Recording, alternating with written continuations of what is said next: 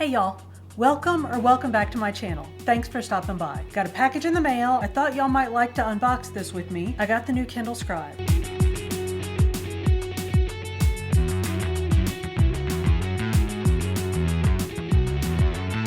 Now I know that you know from reading the title and from my thumbnail that I got this, but I just thought it would be fun to open together and see what's in here.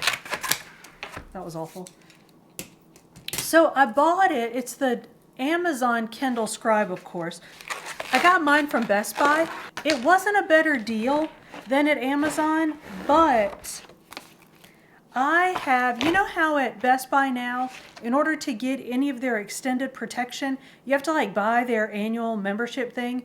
Well, when I bought my Sony vlogging camera, I got that extended protection thing. So any like gadget or gizmo, did y'all just hear the Little Mermaid singing in your head? Okay, maybe it's just me. Anyway, any gadgets or gizmos that I buy at Best Buy now because I have that thing. I paid for that, the extended protection membership thing, so I figure I may as well use it. I know that's the point of the whole thing, but y'all, I'm a sucker. I am a sucker for a gadget and for any kind of gimmick. So anyway, Kindle Scribe. So the Scribe, let me get rid of this because I'm going to keep making noise with it.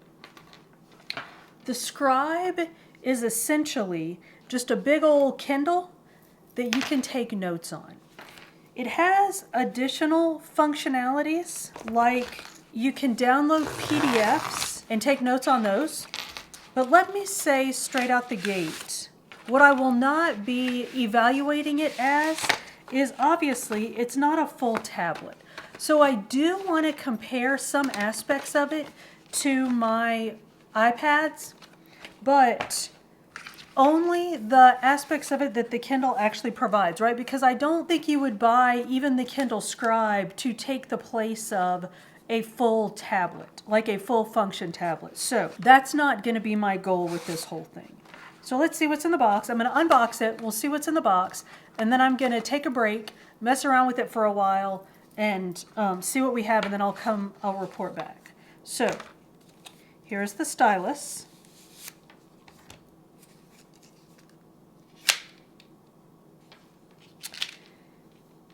There are different versions of the stylus or the Scribe pen. This is the premium version. The end works as an eraser. So from what I understand, I won't have to toggle back and forth between the actual writing functionality and the eraser functionality, since the not writing end actually works as an eraser. And it's got a button that you can program for certain functions. So this is the premium pencil. The standard pencil doesn't have the eraser bit and it doesn't have the push button bit. Also comes with replacement nibs, which I'm not going to open or I will lose them. We of course have the little quick start guide. Look, it tells us right there, eraser and shortcut button. We knew about those. So we got the quick start guide, and then without further ado, have the device. Oh, was absolutely graceless. Let's get into this thing.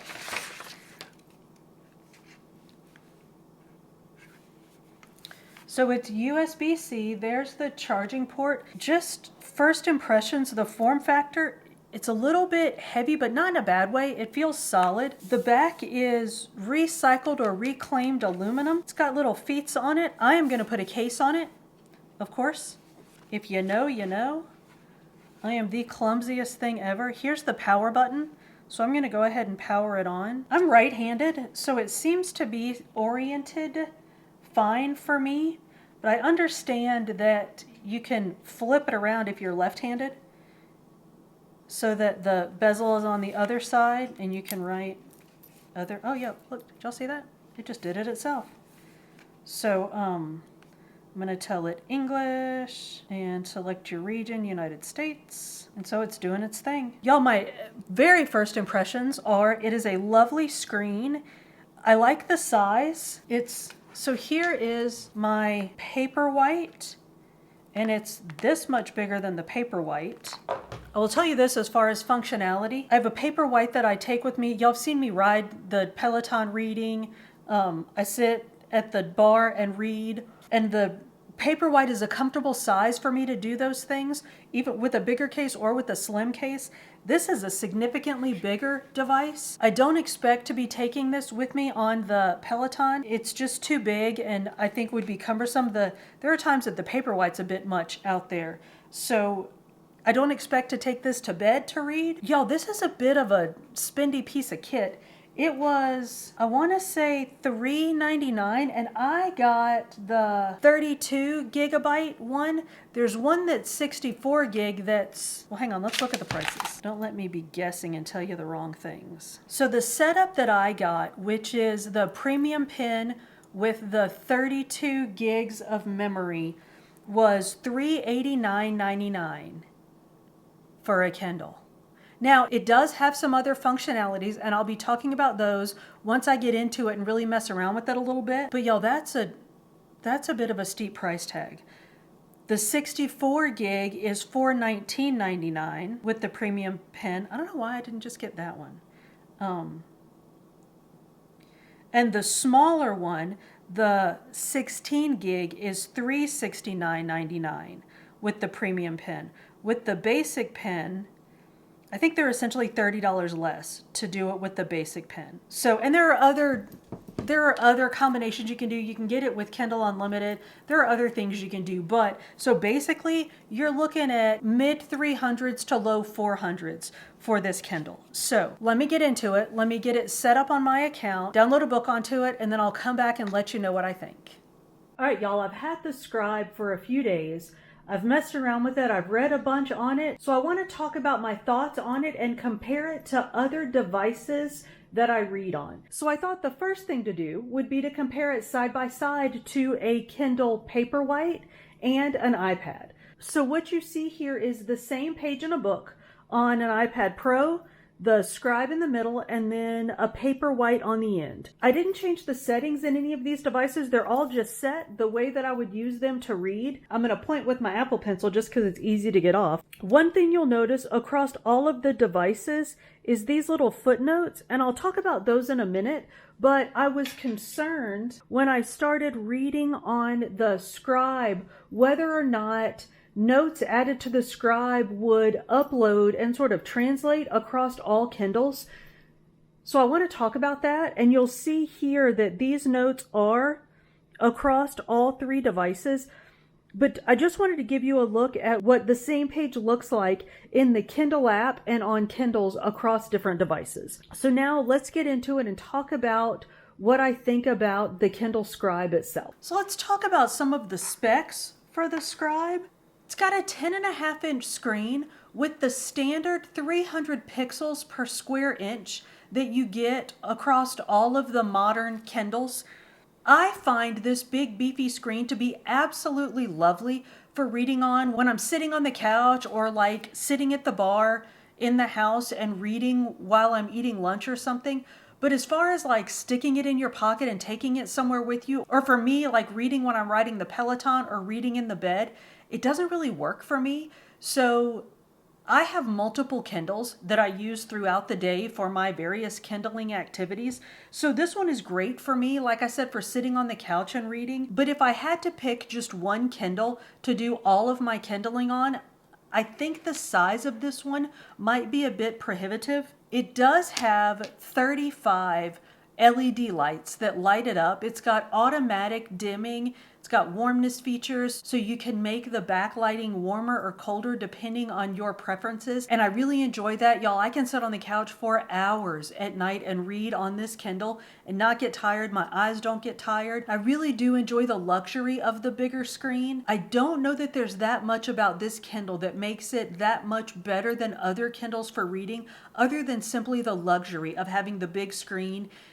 If you need to have bigger fonts to read, if your eyesight's failing, or if you just prefer to read with bigger fonts, this might be a move for you because, of course, it's easier on a bigger screen to have bigger fonts and not have to turn the page as often. So that's a luxury that you might enjoy. But let's get into what actually makes this Kindle unique.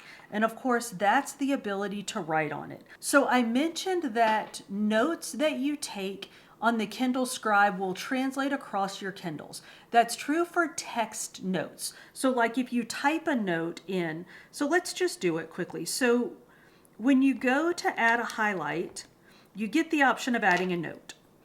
And if I add a note and I write no, a handwritten note, so that goes in as a handwritten note. And then when I touch shouts, no comes up there. Well, that handwritten note will not be saved across other Kindles because they don't know what to do with handwriting. So that note, while the highlight will be there, shouts will be highlighted. My note won't be there. I also have the option to type a note. Let me delete this handwritten note. So now my handwritten note's gone, and I'm going to put in a typed note instead.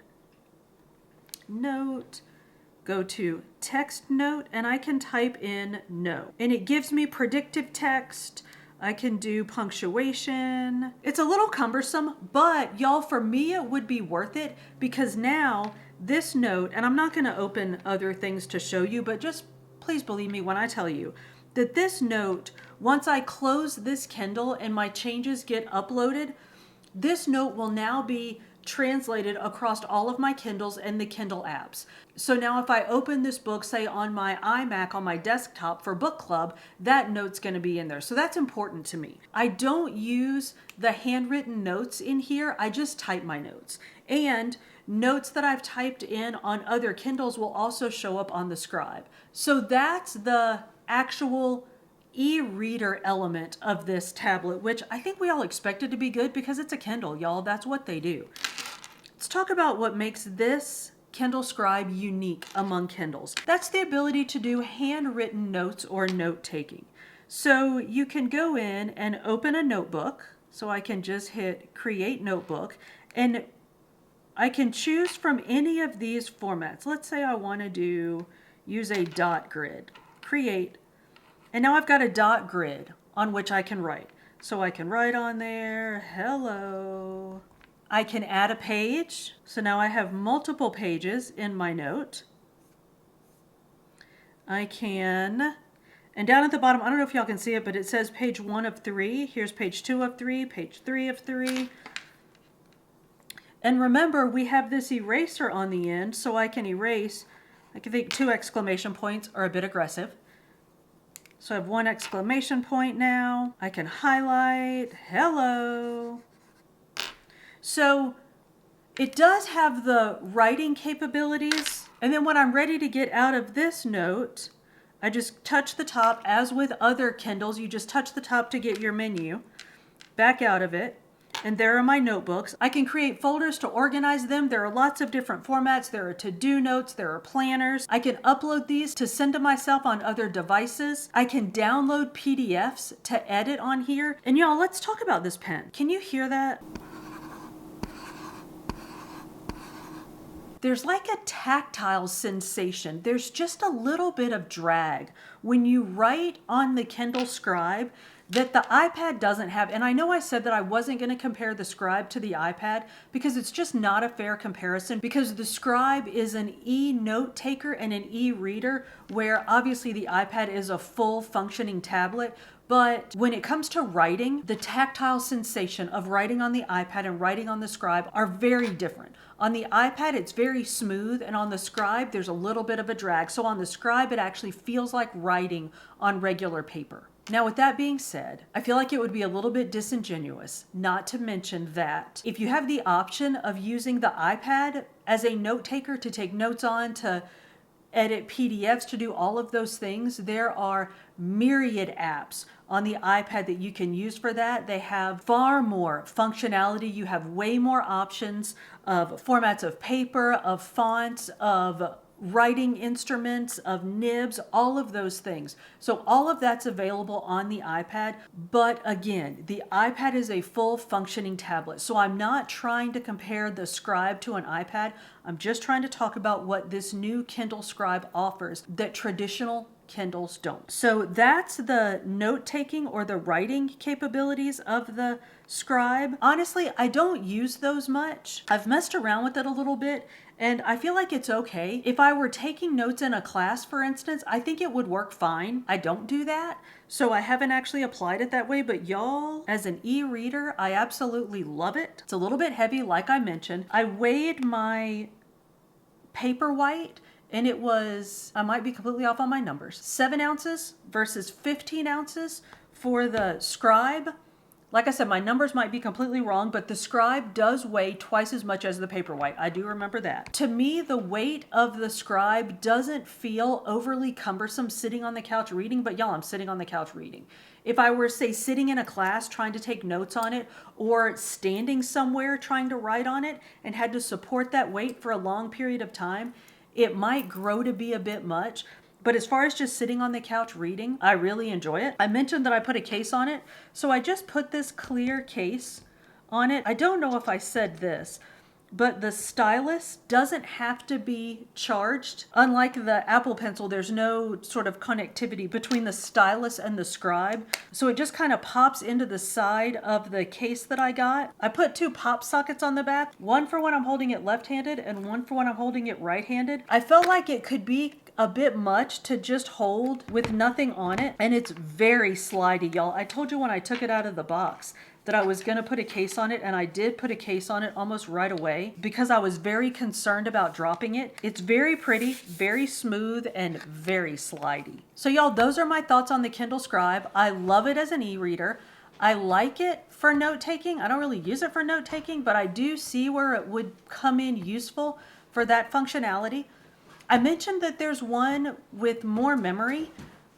I don't know why you would need that as an e-reader, but I guess if you're downloading PDFs and taking notes on it, that might take up a lot of space, so that additional storage might come in handy. What about you? Do you read on an e-reader? If so, let me know which one you use. I've only ever really used the Kindle. I've thought about trying other ones, but now I feel like I'm so invested in the Amazon ecosystem that it's hard to get out. Let me know if you think any other e-readers are worth a try. Y'all, thank you so much for coming to my channel. If you haven't already done so, please like, subscribe, and hit that notification bell. I upload new food and fitness videos on Mondays with some book videos sprinkled in between. See you on the next one.